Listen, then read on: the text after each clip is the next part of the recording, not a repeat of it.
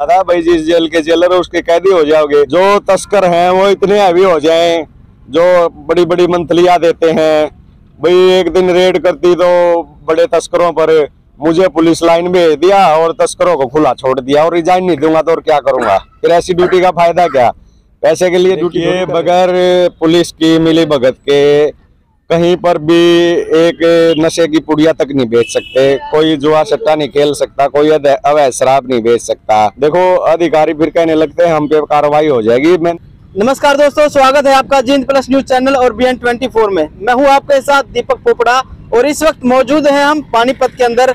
और पानीपत के अंदर आपकी मुलाकात करवाने जा रहे हैं एक खास मेहमान से। नाम आपने सुना ही होगा, पहचान भी आपने सुनी होगी, नाम है सिंघम। जी हाँ, पानीपत के अंदर यदि आप सिंघम का नाम लेंगे तो आपके सामने एक ऐसे शख्स की तस्वीर सामने आएगी जो दबंग पुलिस वाला। तो आज इस खास मुलाकात में हमारे साथ मौजूद हैं आशीष उर्फ सिंघम कुमार। सर नमस्कार। जय हिंद, जय भारत। सबसे पहले सर स्वागत है आपका हमारे चैनल में। Thank you sir. सर जिस तरह से आपका नाम रातों रात फेमस हुआ सिंघम के नाम से, सबसे पहले आप अपना असली परिचय दीजिए, क्या हुआ? देखिए, मेरा नाम Ashish Kumar, head constable traffic police Panipat. जी हाँ जी। सर जिस तरह से आप अपनी कार्य प्रणाली से पूरी तरह से फेमस हो पूरे हरियाणा के अंदर, तो आपको क्या लगता है कि जिस तरह से आप काम कर रहे हैं, जो प्रेशर आपके ऊपर डाला जाता है वो आपको निखार के लेके आता है या आपको बैकफुट पे लेके जाता है? देखिए, प्रेशर के बारे में तो मैं सुनता ही नहीं, बिल्कुल जो संविधान के अनुसार कार्य है वो करता हूँ। प्रेशर किसी का नहीं सुना जाता, चाहे उसके लिए मुझे यानी कि किसी भी सतर तक जाना पड़े। सर पिछले दिनों आपने कार्रवाई की थी, उससे आपका तबादला भी कर दिया गया था। हाँ, तो ये मामला जो अनिल विज के पास भी पहुंचे फिर आप शिकायत के लिए? देखिए, अगर काम करने की कैपेसिटी है, देखो एक जब पूरे पानीपत के अंदर अतिक्रमण मुक्त, जाम मुक्त, करप्शन मुक्त, नशा मुक्त करने की कैपेसिटी है और काम करने नहीं दिया जाएगा और पुलिस लाइन बैठा दिया जाता है, तो और क्या करें फिर? अधिकारी साथ नहीं देंगे तो फिर गृह मंत्री जी का सहारा लेना पड़ा उसके लिए। तो सर कहीं ना कहीं जो अपने ही हैं वही आपको पीछे खींच रहे हैं? नहीं, बात पीछे खींचने की नहीं है। जब ड्यूटी नहीं करने देंगे इसको पीछे खींचना मान लो या फिर कुछ भी मान सकते हैं। सर पुलिस की छवि समाज के अंदर ऐसी है कि जो आपने बताया कि करप्शन मुक्त, नशा मुक्त, ये काम पुलिस का है और पुलिस ही इसको सही तरीके से नहीं कर पा रही। देखिए, बगैर पुलिस की मिली भगत के कहीं पर भी एक नशे की पुड़िया तक नहीं बेच सकते, कोई जुआ सट्टा नहीं खेल सकता, कोई अवैध शराब नहीं बेच सकता। और जो ये पुराने टाइम से करप्शन है, जो जड़ें फैल रखी हैं, इसी का कारण है। जो करप्शन की वजह से ये सारा काम फैलता है। पिछले दिनों जैसे कि आपने गाड़ी पकड़ी थी, वो जेलर की थी या किसकी थी, उसमें क्या था? देखिए, पिछले दिनों यहाँ जो ट्रैफिक थाना है वहाँ टोल टैक्स पड़ता, वहाँ चेकिंग की तो करीब 1 दर्जन जैसे पुलिस वाले, सब इंस्पेक्टर, हवलदार, इंस्पेक्टर, DSP और बहुत से विभागों के जो फर्जी उस पे चलते हैं दूसरे की ID का यूज करके। और ये एक बहुत बड़ा अपराध है। इसमें जो यूज करता है उसको भी, उसके खिलाफ FIR होती है और जेल जाना पड़ता है। और जेलर का लड़का भी था उसमें, वो अपने पापा की ID यूज किए हुए था, जो उसमें उसने बात करवानी चाहिए। मैंने तो वैसे उनको समझाने के लिए बोला था भाई जिस जेल के जेलर है उसके कैदी हो जाओगे, लेकिन मुझे ये नहीं पता था वो करोड़ों में वायरल हो जाएगी। और यही मामला था, केवल ऐसी करीब दर्जन भर आइडिया पकड़ी गई थी उस दिन। सर एक और बात आती है कि जिस तरह से आप अपनी ड्यूटी करते हैं और लगातार प्रशासन और अपने जैसे आपका विभाग है उसके ऊपर भी आप सवाल खड़े करते हो कि प्रशासन की मिलीभगत से ही ये काम होते हैं।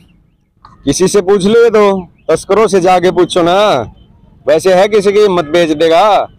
कोई बेचता मिले तुरंत जेल में डालो।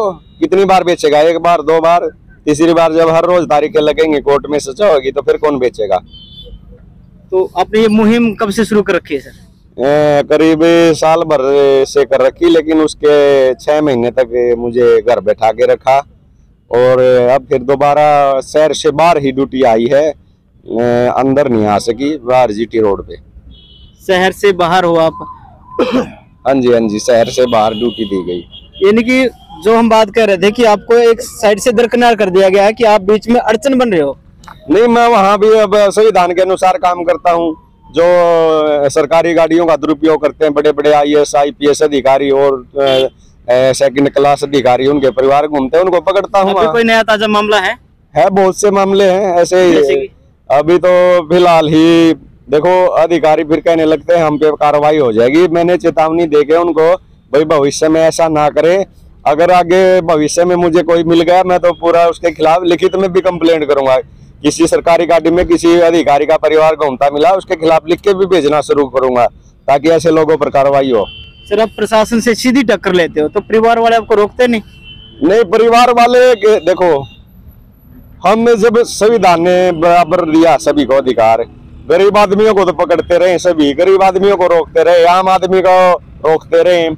ये क्या है? जब संविधान में सब बराबर है, इनको भी पकड़ो। मैं तो इन्हीं पे नजर रखता हूँ, बड़े लोगों पर।